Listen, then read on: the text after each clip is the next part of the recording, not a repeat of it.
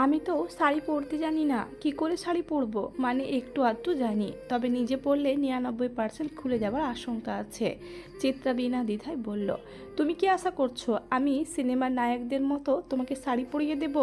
Seriously বউ? ফারাজ আশ্রমের দিকে গোসলের উদ্দেশ্যে পা বাড়িয়েও থমকে যায়। পেছন ঘুরে পাথরের মতো থ মেরে দাঁড়িয়ে থাকা চিত্রাকে চোখ মেরে বলে, চলো একসঙ্গে ফরজ গোসলটা আদায় করে আসি বউ। ফারাজ থামলো, জিহ্বায় মৃদু কামড় দিয়ে বলল, ও মা, ভুলেই গিয়েছিলাম, আমি তো এখনও শুদ্ধতম পবিত্র পুরুষ। তবে তুমি চাইলে এখনই এই পবিত্রতা বিসর্জন দিতে পারি, কি বলো? দেব নাকি? চিত্রা ভাবলেশীনভাবে জবাব দিল, আমার নামাজে হয়তো কোনো ঘাটতি ছিল, তা না হলে কি আপনার মতো অসভ্য পুরুষ জুটতো? ধ্যাত, আমার মুডের একেবারে আম্মা আব্বা করে দিয়েছে। এখন কিছু বললাম না, তবে পরে শুধু বলবোই না, বরং অনেক কিছু দেখাবো। আর ফারাজ থেমে বাঁকা হাসলো, তারপর গুনগুন করতে করতে ওয়াশরুমে চলে গেল। চিত্রা নির্বাক চোখে চেয়ে রইল তার যাওয়ার পথে। লোকটাকে বোঝা চিত্রার জন্য দায়, তবে দায় তো হবে। এতগুলো বছরে সে আজও নিজেকে ঠিক করে চিনতে পারল না, বুঝতে পারল না। সেখানে হুট করে জীবনে ঝামেলার মতো চলে আসা পুরুষটাকে কি করে বুঝবে সে? ফারাজ তৈরি হয়ে নেয়। নীল রঙা শার্টে লোকটাকে আকাশের মতো অন্তহীন সুন্দর দেখাচ্ছে, চোখ মুখে আভিজাত্যের জৌলুস। লোকটাকে কোনো দিক থেকে বাঙালি খুব একটা লাগে না, বিদেশি কালচারের তার রক্তে একেবারে খাপ খাইয়ে গেছে নিদারুণভাবে। চিত্রার গায়েও নীল রঙের একটা জামদানি শাড়ি। সকালে যেই মেয়েটাকে চিত্রা দেখেছিল সেই পরিয়ে দিয়ে গেছে। চিত্রার ঘোমটা মাথায় দেওয়া, ভেজা চুলগুলো খোপা করা। গোসল করেছে সে ঠান্ডা পানি মাথায় ঢালার পর। শরীরটা হালকা লাগছে, তবে হৃদয়ের শোক দুঃখ হালকা হয়নি। আচ্ছা, ডাক্তাররা এত সব ঔষধ আবিষ্কার করেছে, তবে মনের দুঃখ নিরাময়ের ওষুধটা তারা কেন আবিষ্কার করলো না? টাকার বিনিময়ে মানুষ দুঃখ নিবারণের ওষুধ কিনত, বিষয়টাতে মন্দ হতো না। ফারাজের সঙ্গে সিঁড়ি দিয়ে নামার জন্য পা বাড়ায় চিত্রা। ফারাজ থমকে একবার চিত্রাকে ওপর নিচ ভালো করে পরখ করে বলল, ভেজা চুল খোপা করেছ? বোঝাও তো যাচ্ছে না তুমি যে গোসল করেছ। মানুষ তো পরে আমার পুরুষত্ব নিয়ে গালমন্দ করবে, যদিও আসল কাজটা এখনও করা বাকি। তবুও ভাব তো আর ছাড়া যাবে না, অলওয়েজ ভাব নিয়ে থাকতে হবে, তা না হলে নিজেকে ছোট লোক মনে হয়। চিত্রার চোখ মুখে রাগের ঝলক স্পষ্ট। এমন ঠোঁটকাটা পুরুষ যে বাপের জন্মেও দেখেনি। এই তো ভাঙা রেডিওর মতো যেখানে সেখানে শুরু হয়ে যায়। ফারাজ হুট করে চিত্রার হাতে হাত রেখে বলল, এই যে হাতে হাত রাখলাম, মনে রেখো মৃত্যুর আগ অবধি এই হাত ছাড়ছি না। তবে আমার নয়, তোমার মৃত্যুর কথা বলছি। ফারাজ হেসে চিত্রার হাতটা আরও শক্ত করে চেপে ধরল। সিঁড়ি বেয়ে নিচে নামার জন্য পা বাড়ালো। চিত্রার চোখে মুখে অস্পষ্ট একটা ভয়, তবে সে প্রকাশ করতে পারছে না, কিংবা প্রকাশ করার মতো সাহস হচ্ছে না। তা খোদা ভালো জানেন। বাইরে থেকে বাড়িটাকে পুরনো ধাঁচের মনে হলেও ভেতরটা একেবারে অন্যরকম। আধুনিক আসবাবপত্রে সাজানো পুরনো জমিদারি ভোজন কক্ষে আধুনিকতায় মুড়িয়ে দেওয়া হয়েছে ডাইনিং হল। তবে খারাপ লাগছে না, চারদিকে ভালো করে লক্ষ্য করলে এখনও পুরনো আভিজাত্যের অসংখ্য প্রমাণ পাওয়া যায়। চিত্রাকে দেখা মাত্রই একটা মেয়ে দৌড়ে এসে বলল, তার মানে তুমিই আমার মিষ্টি ভাবি? দেখি দেখি একটু তাকাও। আরও কিছু বলতে গিয়েও মেয়েটি থামলো। থামার যদিও একটা কারণ আছে, আর সেই কারণটা ফারাজের শীতল চাউনি। কেমন ছিল ওই কোমল চাউনিতে যে মেয়েটা এমন থমকে গেল? চেহারায় ভয় ফুটে উঠল। ফারিয়া মুখটা ছোট করে একটু দূরে সরে দাঁড়ালো। ফারিসের ছোট বোন ফারিয়া, স্বামী নিয়ে এই বাড়িতেই থাকে। বয়স যদিও খুব একটা না। ফারাজ বাড়ির সদস্যের সঙ্গে চিত্রার পরিচয় করিয়ে দেয়। এই বাড়ির আসল কর্তা সুলেমান এলাহি, ফারাজের পিতা তিনি। এখানকার চেয়ারম্যানও। মানুষ তাকে মান্য করে চলে। নেহাত লোকটি ভালো মানুষ। ফারাজের বড় ভাইয়েরাও আপাতত বাড়িতে নেই, মাছের আড়তে গিয়েছে। এলাহি পরিবারের মাছের ব্যবসা, তবে ছোটোখাটো নয়, অনেক বড়। দেশে বিদেশে তাদের মাছের কারবার চলে। ফারাজের বড় ভাই রাজন এলাহি এবং মেজ ভাই রওশন এলাহি রাতেই কাজে বেরিয়ে গিয়েছিল, তবে এখনও ফেরেনি। ফারাজের মা রোমানা এলাহির সঙ্গে চিত্রার প্রথম সাক্ষাৎ বেশ ভালো হয়। রোমানা চিত্রার মতো বইই ছেলের জন্য চেয়েছিলেন, তবে ফারাজের চাচাতো বোন নিরুপমাকে কেমন যেন গায়ে পড়া লেগেছে, খানিকটা আবার অভিমানীয়। খাবার টেবিলে নিরু ফারাজের গা ঘেঁষেই দাঁড়িয়েছিল, তবে কারো সঙ্গে কোনো কথা বলেনি, এমনকি চিত্রার সঙ্গেও নয়। তাতে আবার চিত্রার কিছু যায় আসে না। তবুও চিত্রা সকলের মাঝে প্রথম সাক্ষাৎ এ খুব একটা অস্তিত্ব বোধ করেনি। এই বাড়ির মানুষগুলো আসলে বেশ মিশুক। কথায় কথায় তারা চিত্রাকে এমনভাবে আপন করে নিয়েছে যেন তাদের সম্পর্ক বেশ পুরনো। একেবারে সবাই ফারাজ এলাহির বিপরীত। বাড়ির পুরুষেরা খাবার টেবিলে বসেছে। পুরুষ বলতে আপাতত সুলেমান এলাহি আর ফারাজি এখানে উপস্থিত। খাবার টেবিল খাবারে ভরপুর। গরম গরম ঘিয়ে ভাজা পরোটা করা হয়েছে। ফারাজের খুব পছন্দ। চিত্রা কাচুমুচু হয়ে ফারাজের পাশে দাঁড়িয়ে আছে। সে কাজ করতে চেয়েছিল, তবে সবার এক কথা, নতুন বউ যেন কাজ না করে। বাড়িতে কাজের মানুষের অভাব আছে নাকি? তুমি দাঁড়িয়ে আছো কেন? বসো, তোমার স্বামীর পাশে বসেই খাবে তুমি। ফারাজ চিত্রাকে তার পায়ে বসতে ইশারা করলো। বাড়ির সবাই তাতে একটু চোখ মুখ কেমন করে তাকালো। পরক্ষণে সবাই স্বাভাবিক হয়ে যার যার কাজে মন দিল। চিত্রা অস্বস্তিতে পড়ে যায়। বাড়িতে এতগুলো মহিলা মানুষ আছে, তাদেরকে রেখে সে কী করে বেহায়ার মতো খাবার খেতে বসে পড়বে? তাছাড়া রাজনের স্ত্রী নদী এই তো কিছুক্ষণ আগেই চিত্রাকে বলেছিল এই বাড়িতে পুরুষেরা খাওয়ার পর নারীরা খাবার খায়। বসো, গলা ভারী করে ফারাজ বলল, এই যেন শান্তভাবে হুমকি দেওয়া। আরে আম্মাজান, বসো বসো, ফারাজের পাশে বসো। এই কে, কই আছো? আমার বৌমারে খাবার দে, ঘরের লক্ষ্মী যেন অসন্তুষ্ট না হয়। সুলেমান এলাহির বিনয়ী কণ্ঠে চিত্রার বুকে ফাটল ধরল। তাকে কেউ এভাবে আম্মাজান বলে কখনো ডাকেনি। বাবারা বুঝি মেয়ের এতটাই আপন হয়? এভাবেই তারা আদরে রাজকন্যার সঙ্গে বুঝি কথা বলে? চিত্রা ফারাজের পাশে বসলো। নদী ফারাজকে পরোটা দিতে গেলে ফারাজ নিষেধ করলো। ভাত দেন ভাবি, ভাতের ক্ষুধা পেয়েছে। ঘিয়ে ভাজা পরোটাটি মিসেস ফারাজ এলাহিকে দেন। নদী অবাক হলো। বাপরে, দেবর আমার পুরোই বদলে গেছে। ফারাজ জবাব দেয় না। তার সামনে ভাত তরকারি সাজানো। ফারাজ খাবারের প্রতিটি পদকে একবার দেখলো, বলল, কলিজা ভুনা কই ভাবি? সকালে যে কলিজাটা এনেছিলাম ওইটা ভুনা করতে বলেছিলাম না, করনি? নদী কিছু বলার আগে মোহনা কলিজা ভুনার বাটিটা টেবিলের ওপর রাখলো। বড় এক চামচ করে ভুনা তুলে দিল ফারাজের পাতে। আজকে আমি রান্না করেছি, খেয়ে মতামত কিন্তু অবশ্যই জানাবে। ফারাজ মোহনার দিকে তাকায়।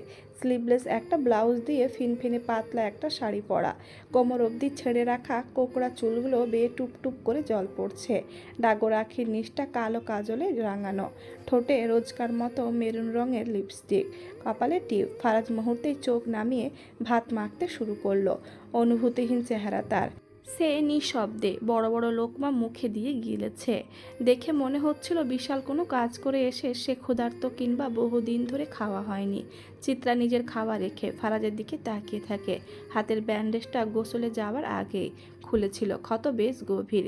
সেই ক্ষত নিয়ে অনায়াসে ভাত খাচ্ছে। মোটেও যন্ত্রণা হচ্ছে না তার। মনে হচ্ছে এইসব এসে অভ্যস্ত। চিত্রা খাবার গিলতে গিয়ে আর চোখে আরও একবার মোহনাকে দেখার চেষ্টা করলো। অপরূপ সুন্দরী মহিলা, চোখ ধাঁধানো রূপ। ইনি তাহলে রোশন এলাহির স্ত্রী। পুরোটা ভাত শেষ করতে পারল না ফারাজ। ফোন আসার সঙ্গে সঙ্গে ভাতে পানি দিয়ে চলে গেল। তবে যাওয়ার আগে রুম থেকে একটা ওষুধ এনে চিত্রের হাতে দিয়ে কড়া করে বলল, ব্যথার ওষুধ এটা। বলেছিলাম না আসার সময় এটা নিয়ে আসবো? তোমার শরীরে ক্ষত চিহ্নের অভাব নেই, যন্ত্রণা হয় তাই না? এটা খেয়ে নিও, ব্যথা সেরে যাবে। চিত্রা আরও একবার অবাক হলো। মানুষটার মধ্যে কি এমন আছে? তাকে নিয়ে এত কৌতূহল কেন জাগছে?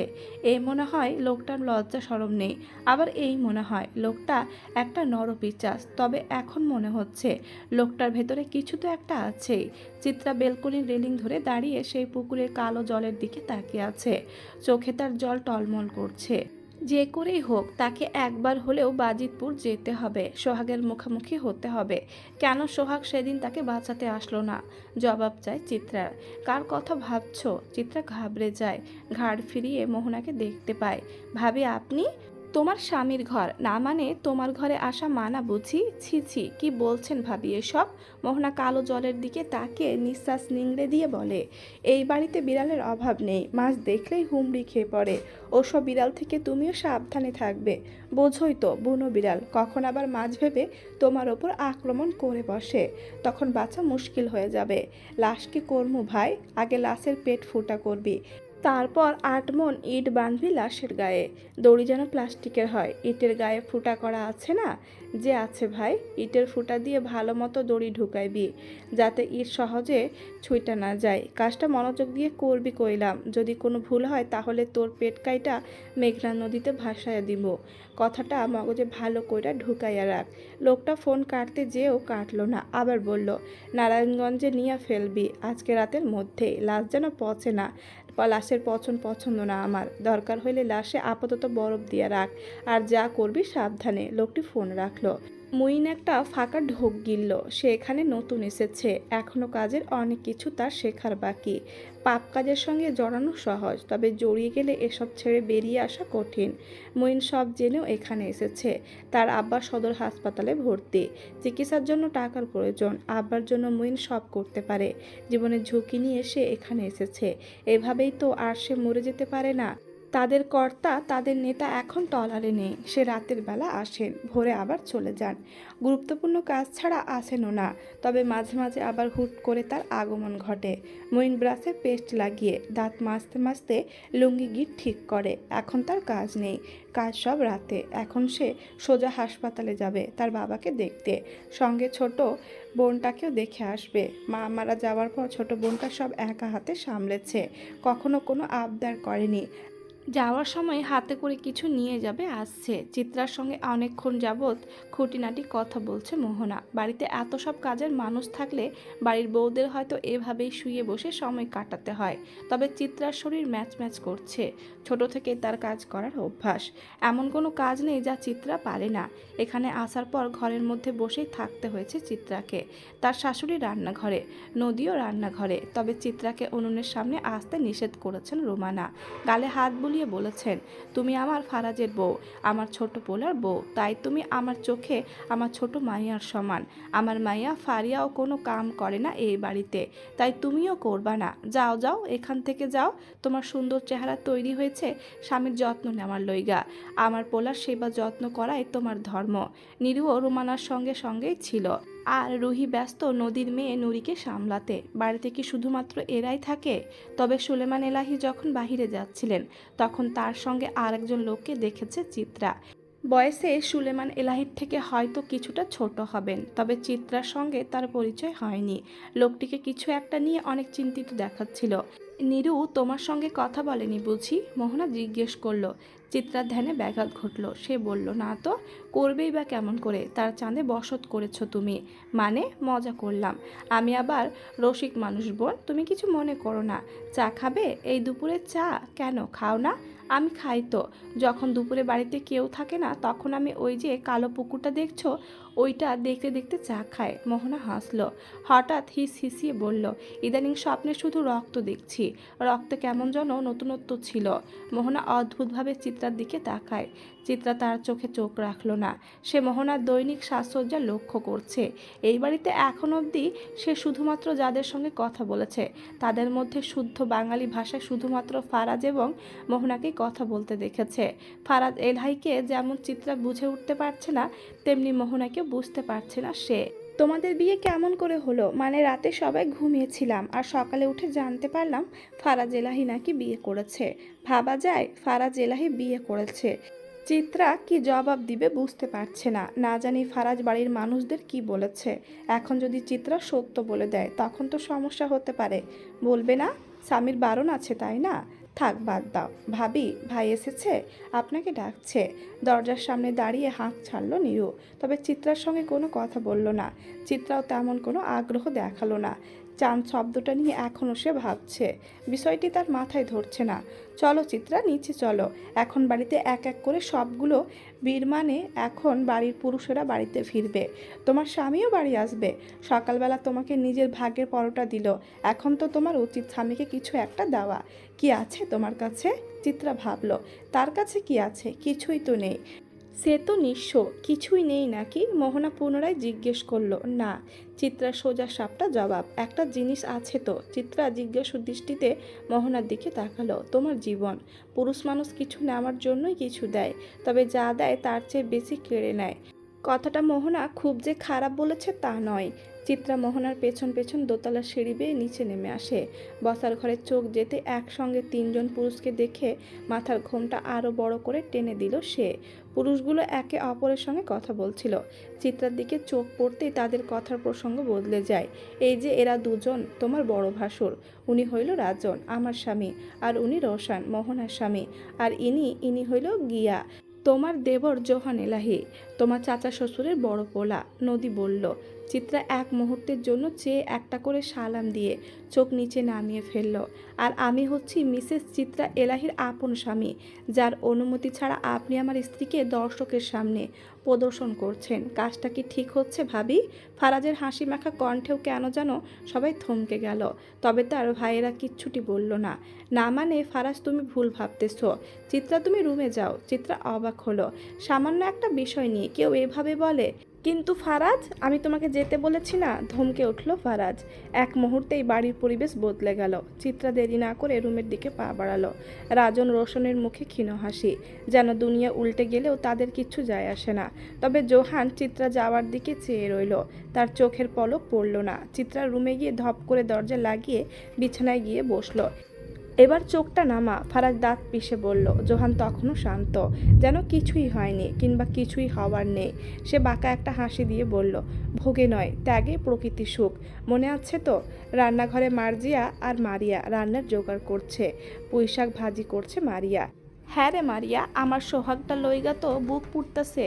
বাপ আমার এখনে বাড়ি আইলো না। আরে আম্মা চিন্তা করেন না, হয়তো কোনো জরুরি কামে গেছে। আপনি জানেন না সোহাগ অনেক দিন ধইরাই এমন উথাল পাথাল শুরু করছে। আচ্ছা ওই যে চিত্রারে যে তুইলা নিয়ে গেল ওই পোলা, হেই আমার সোহাগেরে কোনো ক্ষতি করলো না তো আবার? হেইডা আমি কেমনে কমো? আপনার পোলার লোকে যে ওই মায়ার ফষ্টি নষ্টি আছে, ওইটা মনে হয় ওই এলাহি সাহেব জানেন না। জানলে কি আর ওই ছামনিরে বিয়ে করতো? আচ্ছা আম্মা, হেরা কি বহুত বড় লোক? না মানে ওই মাইয়া এত সুখ করতেছে বড় বাড়ির বউ হইয়া? হ, মনে হয় এলাচি বাড়ির বউ হইয়া গেল মাঝখান দিয়া। সবই কপাল। আম্মা, এলাচি না এলাহি ওই হইল। বাড়ির বেল বাজতেই মারিয়া কাজ রেখে দরজা খুলতে যায়। তবে দরজা খুলতেই মারিয়া স্তব্ধ, নির্বাক। চিৎকার করে উঠল সে, আম্মু! তোর মুখে লাগামার ঠিক হইব না মনে হয় ফারাজ। রোশান পায়ের ওপর পা তুলে দিয়ে সোফায় আরও ভালোভাবে বসলো। তাদের তিন ভাইয়ের বয়সের পার্থক্য খুব একটা নেই। রাজনের বয়স 37, রোশানের 34 আর ফারাজের 30। এই বাড়ির প্রতিটি মানুষ অসম্ভব সুন্দর। দেখে মনে হয় আল্লাহ পৃথিবীতে পাঠানোর সময় কোনো কিছু বাদ রাখেননি। তবে ফারাজের গায়ের রংটা একটু বেশি ফকফকা। রাগলে মুখ কান একেবারে লাল হয়ে ওঠে। ফারাজ প্যান্টের পকেটে হাত রেখে নদীর দিকে তাকায়। বাড়ির বউদের মধ্যে নদীর গায়ের রংটা একটু শ্যামলা, তবে উজ্জ্বল শ্যামলা। ফারাজ নদীকে উপেক্ষা করে তার সামনে দিয়ে ভাইদের পাশে গিয়ে বসলো। নদী তখনও পাথরের মতো সেখানেই দাঁড়িয়ে আছে। মোহনা ভোজন অক্ষের সামনে দাঁড়িয়ে শাড়ির আঁচলে হাত বুলিয়ে তামাশা দেখছে। বাড়ির অন্যদের এসবে আগ্রহ নেই, তারা যে যার মতো কাজ করছে। ফারাজের বাবা সুলেমান আর চাচা জোনায়েদ এলাহি বাহিরে এখনও। সুলেমান সকালে নাস্তা সেরেই জেলা পরিষদের কাছে গিয়েছেন। সঙ্গে তার ভাই জুনায়েদও গিয়েছেন। জেলা পরিষদ আইন শৃঙ্খলা কমিটির মিটিং আছে। কিশোরগঞ্জের অবস্থা ভালো না। আজকাল এখানে কিশোর গ্যাংয়ের পরিমাণটা বৃদ্ধি পাচ্ছে। এছাড়া অহরহ বাচ্চা হুটহাট নিখোঁজ হয়ে যাচ্ছে। শুধু বাচ্চা বললে ভুল হবে, নারী পুরুষও কম হাওয়া হচ্ছে না, বিশেষ করে নারী। এসব সমস্যা নিয়ে জলদি মিটিংয়ে না বসলে পরে দেখা যাবে দুর্ঘটনা নিজের ঘরের দুয়ারে এসে পড়েছে। ভাবি, ফারাজ লম্বা করে নদীকে ডাক দিল। নদীর কণ্ঠে ভয়। আমার ভালো মানুষ কেন জানি সহ্য হয় না, মনে হয় কলিজাটা ছিঁড়ে বের করে ভুনা করে খায়। আচ্ছা ভাবি, আপনি এত ভালো কেন? ফারাজ একেবারে স্বাভাবিক। সে নীল শার্টের দুটো বোতাম খুলে পা ছড়িয়ে বসলো। টেবিলের ওপর রাখা আঙুরের বাটি থেকে একটা লাল আঙুর মুখে দিয়ে রাজনের দিকে চাইলো। এবার তোমাকে মনে হচ্ছে 4 নাম্বার বিয়েটা করতেই হবে। আমার নতুন ভাবি চাই। এই ভাবি অনেক বেশি ভালো। দেখো না, একটু আগেই আমার বউটাকে সবার সঙ্গে কেমন করে পরিচয় করিয়ে দিচ্ছিল। ধুর ভাই, এত ভালো মানুষ আমার পোষায় না। যত সব ছোটলোকি কারবার। আমার ভুল হয়ে গেছে ফারাজ, আমি খারাপ উদ্দেশ্যে কিছু করিনি। নদীর কণ্ঠে আকুতি। ভুল? Okay fine. কিরে তুই হুট করে বিয়ে করলি, এটা কি করে সম্ভব? চিত্রা মেয়েটা আসলে কে বলতো? আর তুই কি সত্যি ওকে ভালোবেসে ফেলেছিস নাকি? রোশন ফারাজের দিকে মুখ ফিরিয়ে প্রশ্ন করলো। ভালোবাসা সেটা কি জিনিস? আচ্ছা যা মনে করো, আমি আমার বউকে ভালোবাসি নাকি ঘৃণা করি সেটা আমার ব্যাপার। তবে ফারাজ এলাহির পদ্ধতি ভিন্ন। আমি ভালোবাসা দিই সব ছিনিয়ে নেওয়ার জন্য। এটা ভালোবাসা না, এটা বিষ, বুঝলে তো? আমি রুমে যাব। আরে ভাইয়ের সঙ্গে কথা বলছি, দেখতে পাচ্ছেন না ভাবি? এতদিন পর বাড়িতে ফিরলাম, তাও আপনাদের মহিলাদের জন্য শান্তি নেই। আর রাজন ভাই, আপনি আপনার বউ ঠিক করেন। ঠিক করার দায়িত্ব যদি আমি হাতে তুলে নিই তাহলে কিন্তু এলাহি বাড়ি থেকে আর একটা লাশ বের হবে। রাজন কোনো জবাব দেয় না, শুধু শীতল চোখে নদীর দিকে চেয়ে থাকে। নদীর লজ্জা লাগছে। এখন তো নিজের অবস্থা দেখেও মনে হচ্ছে প্রদর্শনের পাত্র। হঠাৎ রান্নাঘর থেকে কাজের মেয়ে লিলুফা এসে সবাইকে উদ্দেশ্য করে প্রশ্ন করে, ভাই খাউন খাইবেন না আপনারা? না তোকে খাবো। জোহনের অদ্ভুত কথায় মেয়েটা ঘাবড়ে গেল। আজ এক সপ্তাহ হয়নি সে এই বাড়িতে কাজ শুরু করেছে, কাউকে ঠিকভাবে এখন অবধি চেনে না পর্যন্ত। লিলুফার গায়ের রং চিমছাম, নাকে একটা ছোট্ট নলক, আটোসাটো দেহের প্রতিটি ভাঁজে দুরন্ত যৌবন, গলায় একটা তাবিজ ঝুলছে, চুলগুলোকে সবসময় বিনুনি করে রাখে। নীলুর মা বহু বছর ধরে এখানে কাজ করছে, তবে নীলু কাজ শুরু করার আগে কখনো এই বাড়িতে আসেনি। ফারাজ এক মুহূর্তের জন্য কপাল কুঁচকে নীলুকে দেখল। পরক্ষণে বিরক্তি দিতে তার কপাল আরও কুঁচকে এলো। সে উপস্থিত সবাইকে উদ্দেশ্য করে জিজ্ঞেস করলো, কথার মাঝে বা হাত ঢুকিয়ে প্রশ্ন করলো, কেন এই মেয়ে? সে কি নতুন নাকি? কেউ ওকে বলনি মেয়ে মানুষের এমন বাড়াবাড়ি আমার সহ্য হয় না? রান্নাঘর থেকে নীলুর মা জলদি ছুটে আসলেন। মেয়েকে একটা ধমক দিয়ে বললেন, তোরে কইছিলাম আমি এখানে আসতে? যা মুখ পুরি, সবার কাছে ক্ষমা চাইয়া এখান থেকে যা, মাফ করবেন। ফারাজ কিছু বলল না, আঙুল দিয়ে ইশারা করে চলে যাওয়ার নির্দেশ দিল। মেয়েটি আর এক মুহূর্ত সেখানে দাঁড়ায়নি। তবে মেয়েটি চলে যাওয়ার পর রোশন তার পাশে বসে থাকা ফারাজকে হিসিয়ে কিছু একটা বলল। ফারাজ তাতেও জবাব দিল না। রোশন উঠে গেল, মোহনাকে কাছে ডেকে বলল, আমার পেট ভরা, তুমি ওই নতুন কাজের মায়াডারে এক গ্লাস লেবুর শরবত বানাইয়া আমার রুমে নিয়ে আসতে কও। মোহনা কোনো জবাব দিল না। তবে রান্নাঘরে যাওয়ার সময় পেছন থেকে জোহান ডাক দিয়ে তাকে বলল, শরবতের সঙ্গে গ্লুকোজ দিতে ভুইল না ভাবি, ভাই সারাদিন ঘরে বাহিরে কত পরিশ্রম করে। মোহনা তাতেও জবাব দিল না। সে রান্নাঘরে চলে গেল। রাজন এখনো নিশ্চুপ। সে কি একটা ভেবে নদীকে বলল, ভাত নিয়ে রুমে আসো। রাজন কথা না বাড়িয়ে উঠে গেল। তবে নদীর ভয় হচ্ছে, কিছুতেই রুমে যেতে ইচ্ছে করছে না। মার্জিয়া হা হুতাশ করছেন। সোহাগ যে তাকে এত বড় ঝটকা দিবে তা সে বুঝে ওঠেনি। সারা রাত ছেলে বাহিরে থেকে এখন বাড়ি ফিরেছে বউ নিয়া।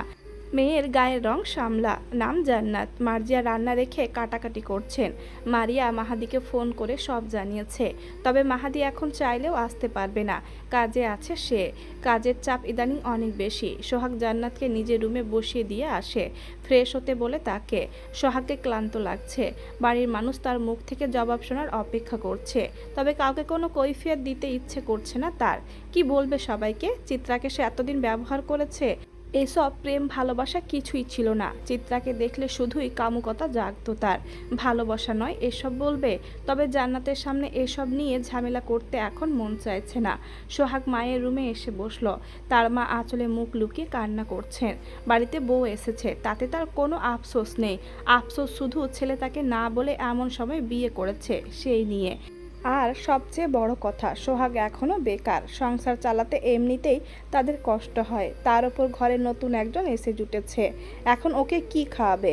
সোহাগ মায়ের পাশে বসে বলল, জানি তোমার মনে অনেক প্রশ্ন, জান্নাতের ভরণ পোষণের দায়িত্ব নিয়েও চিন্তা তোমার মধ্যে, কিন্তু চিন্তা করো না, আমি সব ব্যবস্থা কইরাই বিয়ে করছি। সোহাগ নিজের সঙ্গে আনা একটা ব্যাগ খুলে মায়ের হাতে দিয়ে বলল, খুইলা দেখো। মার্জিয়া চোখ মুছে ব্যাগ খুলে দেখলো, এক ব্যাগ টাকা। চোখ তার ছানা বড়া। এত টাকা? আস্তে আম্মা, এখন কোনো প্রশ্ন কইরো না, জলদি আমাগো দিন বদলাইব। আমি সোহাগ দিন বদলাইয়া দিমু। তুই কোনো খারাপ কাজে জড়াইয়া যাস নাই তো বাপ?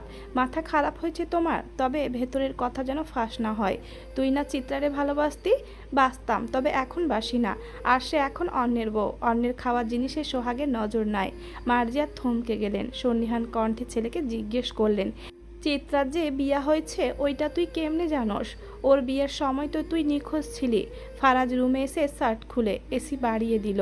ইদানিং যেই গরম পড়েছে, ফারাজের ঘরে অনেকগুলো ইংরেজি ম্যাগাজিন ছিল। চিত্রা সেখান থেকে একটা ম্যাগাজিন নিয়ে চোখ বুলাচ্ছে। খিদে পেয়েছে তার, তবে এমন লোকের সঙ্গে তার বিয়ে হয়েছে যে কিনা তাকে অনাহারে রাখে মারতে চায়। মানে লোকটা হাতে ভাতে সব দিক দিয়েই তাকে মারার জন্য বিশেষ প্রস্তুতি নিয়ে রেখেছে। হঠাৎ কাজের মেয়ে রুমে এসে খাবার দিয়ে যায়। চিত্রা একবার আর চোখে খাবারের দিকে তাকায়। খাবার দেখে ক্ষুধা আরও বেড়ে গেছে। তবে একটা প্লেট কেন বউ? এই বউ, খালি কি ম্যাগাজিন পড়ে পেট ভরবে? আসো একটু আদর করে তোমার মনটাও ভরিয়ে দিই। চিত্রা আবার অবাক হলো, এটা কি মানুষ নাকি গিরগিটি? একটু আগে নিচে সকলের সঙ্গে কেমন আচরণ করলো, আর এখন পীড়িত একেবারে গলে গলে পড়ছে। আপনি এত বেহায়া কেন? আর সকলের সঙ্গে এমন ব্যবহার করেছেন কেন? কয়টা রূপ আপনার? আমি শুধু তোমার জন্য বেহায়া বউ, তবে রূপ হাজারটা থাকলেও তোমার জন্য ভালোবাসার রূপটাই রেখেছি। আসো না একটু কাছে, মনটা আমার বড্ড ক্ষুধার্ত। ফারাজ গলা ফাটিয়ে গান গায়, আয়না করি ফষ্টি নষ্টি, দেখতে নোনতা খেতে মিষ্টি, টাং টাং টাং। চিত্রা চেঁচিয়ে ওঠে, নষ্টামি না করে গিয়ে ভাত খান। আমার মাথা কেন খাচ্ছেন? খাবারের আকাল পড়েছে নাকি? খাবার তো দুনিয়াতে অনেক আছে, তবে আমার বইয়ের থেকে সুস্বাদু দুটো নেই। আসো বউ, আজ তোমাকে খেয়ে একটু টেস্ট করি।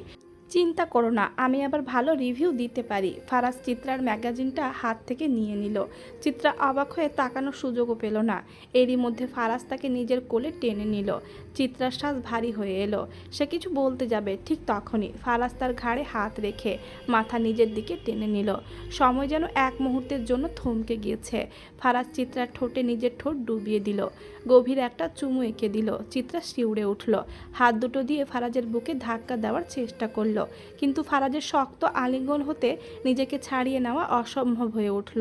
চিত্রার হৃদয় স্পন্দন বেগ পায়, শ্বাস বন্ধ হয়ে আসছে, বুকের ভেতর ঝড় বইছে। কয়েক মুহূর্ত পর ফারাজ ধীরে ধীরে তাকে ছেড়ে দিল। চিত্রা হাঁপিয়ে উঠছে, বড় বড় নিঃশ্বাস ফেলছে। তার চোখে মুখে বিস্ময় আর বিভ্রান্তি। ফারাজ ঠোঁটের কোণে এক চিলতে হাসি নিয়ে তার কোলে মাথা রেখে শুয়ে পড়ল।